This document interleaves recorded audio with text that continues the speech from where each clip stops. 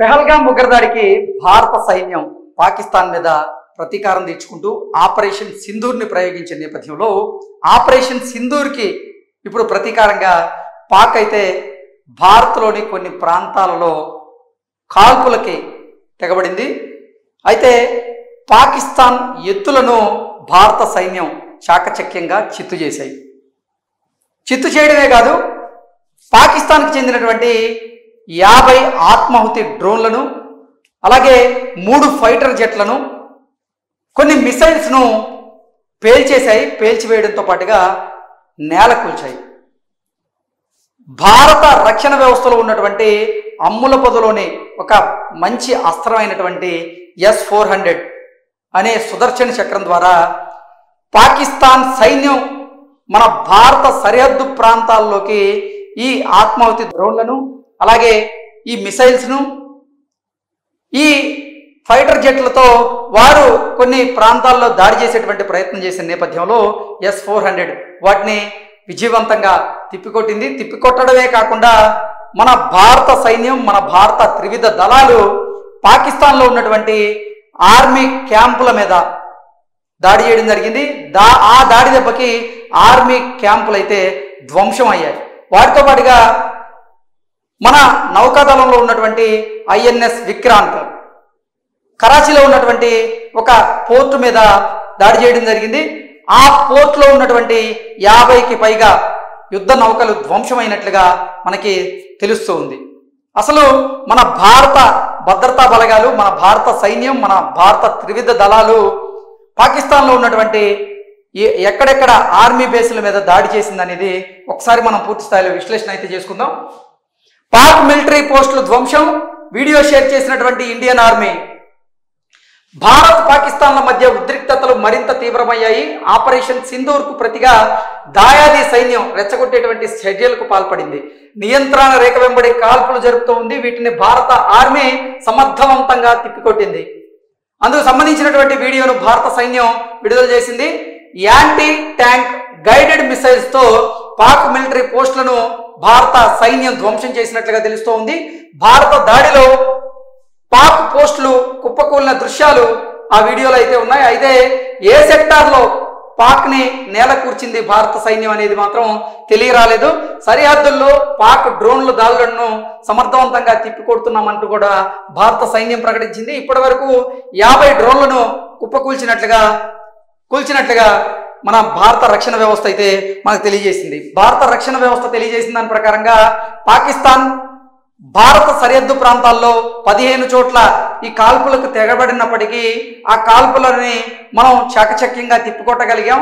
ఇప్పటి వరకు భారత్కి ఎటువంటి ప్రాణ నష్టం కానీ, అలాగే ఎటువంటి ఆస్తి నష్టం కానీ సంభవించలేదంటూ కూడా భారత రక్షణ శాఖ అయితే వెల్లడించడం జరిగింది. అలాగే ఇండియన్ ఆర్మీ పాకిస్తాన్లో చేసినటువంటి ఈ మిలిటరీ క్యాంపుల మీద దాడి ఏదైతే ఉందో దానికి సంబంధించినటువంటి వీడియోని షేర్ చేశారు. ఆ వీడియోలో అసలు ఏముందనేది ఒకసారి చూద్దాం. మనం ఆ వీడియో చూసుకున్నట్లయితే క్లియర్గా ఉంది.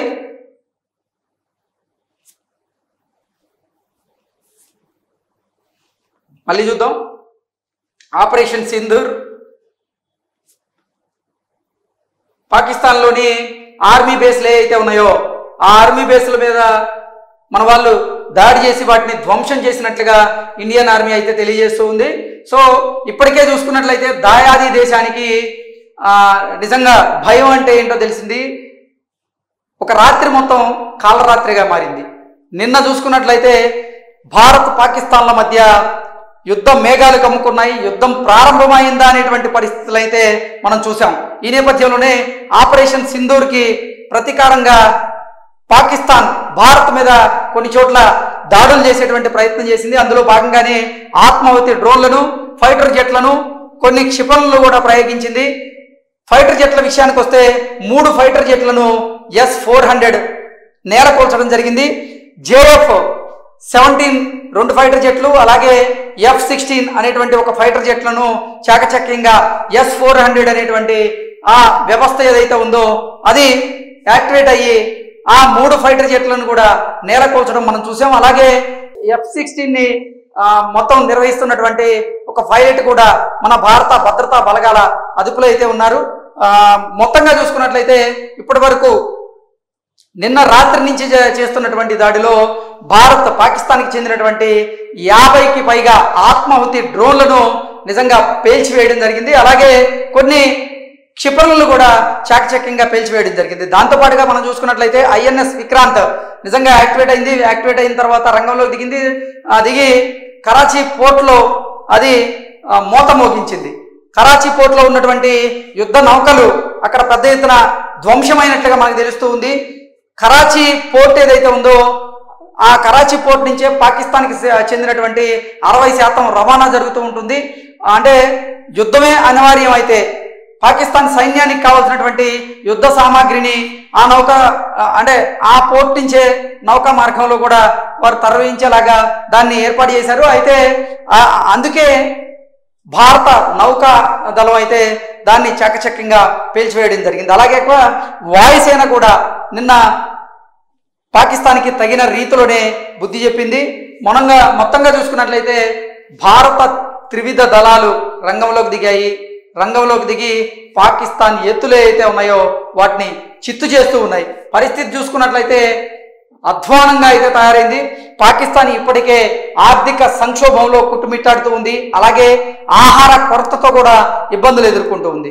దానికి తోడు ఇప్పుడు భారత్తో కయ్యానికి కాలు దువ్వితే పాకిస్తాన్ పరిస్థితి ఎలా ఉంటుందనేది భారత సైన్యం అయితే ఒక్క రాత్రిలోనే, అందులో కూడా 35 నిమిషాల్లోనే వారికి ఒక క్లారిటీ, ఒక స్పష్టత అయితే ఇచ్చేసింది. ఈ నేపథ్యంలోనే మేము యుద్ధానికి కాలు దువ్వడం లేదు అంటూ పాకిస్తాన్ మంత్రులు చెబుతూనే మరోవైపు మాత్రం LOC దగ్గర కాల్పులకు తెగబడుతూ ఉన్నారు. ఇప్పటికే LOC దగ్గర పాకిస్తాన్ చెందినటువంటి సైన్యం చేసినటువంటి కాల్పుల్లో అభంశుభం తెలియనటువంటి కొంతమంది జమ్మూ కాశ్మీర్కి చెందినటువంటి పౌరులు అయితే అక్కడ మరణించడం జరిగింది. మొత్తంగా చూసుకున్నట్లయితే పాక్ మిలిటరీ పోస్టులు ఏవైతే ఉన్నాయో వాటిని ధ్వంసం చేసి ఇండియన్ ఆర్మీ ఒక వీడియోని అయితే విడుదల చేయడం జరిగింది. ఆ వీడియో ఇప్పుడు సోషల్ మీడియాలో పెద్ద ఎత్తున సర్క్యులేట్ అవుతూ ఉంది. నిజంగా భారత సైనికులు ఈ జమ్మూ కాశ్మీర్లో పహారా కాస్తూ ఉన్నారు. పాక్ మన మీద కుట్ర బుద్ధిని ప్రదర్శిస్తూ పాక్ ప్రయోగించినటువంటి క్షిపణులు నిజంగా చాకచక్యంగా మన వాళ్ళు తిప్పికొడుతూ ఉన్నారు. తిప్పికొట్టడంతో పాటుగా అసలు పాకిస్తాన్ మూలాలను కూడా దెబ్బకొట్టాలని వ్యూహాత్మకంగా భారత సైన్యం అడుగులు వేస్తూ ఉంది. అందులో భాగంగానే INS విక్రాంత్తో పాటుగా ఇప్పుడు మన భారత రక్షణ వ్యవస్థలో ఉన్నటువంటి అమ్ముల పొదలోని ఎన్నో అంటే యుద్ధ సామాగ్రి ఏదైతే ఉందో వాటిని యాక్టివేట్ చేశాయి. ఇప్పుడు ఆ యుద్ధ సామాగ్రితోనే పాకిస్తాన్కి తగిన బుద్ధి చెప్తూ మన పాకిస్తాన్ చేస్తున్నటువంటి ఎత్తులను భారత సైన్యం చిత్తు చేస్తూ ఉంది. Thank you so much.